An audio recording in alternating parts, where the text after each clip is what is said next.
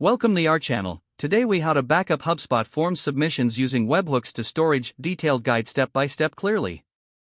To backup HubSpot form submissions using webhooks, start by logging into your HubSpot account.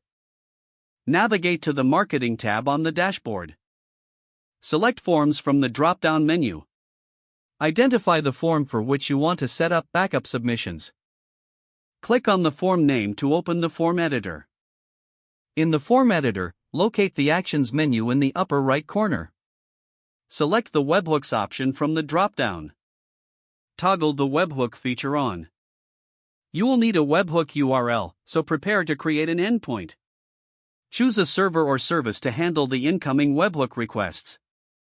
Set up an API endpoint on your server to receive post requests. Make sure your server can handle JSON data, as HubSpot sends submissions in this format. In the webhook settings in HubSpot, input your API endpoint URL. Optionally, you can set up basic authentication for additional security. Test the webhook to ensure it correctly communicates with your server. Submit a test form in HubSpot to trigger the webhook. Check your server logs to confirm that the submission data arrived successfully.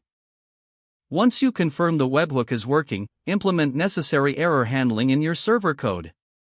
Store the incoming data into your preferred storage solution, whether that be a database or cloud storage.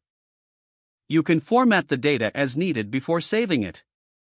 Set up retrieval mechanisms in your storage solution for easy access to the backup data. Repeat the above steps for any additional HubSpot forms requiring backup. Regularly monitor your webhook and storage system for any issues. Make adjustments as needed to ensure smooth operation. If the page does not load, refresh the browser or try again in a private or incognito window. Make sure you are using the correct email address, then retype it carefully to avoid small typos.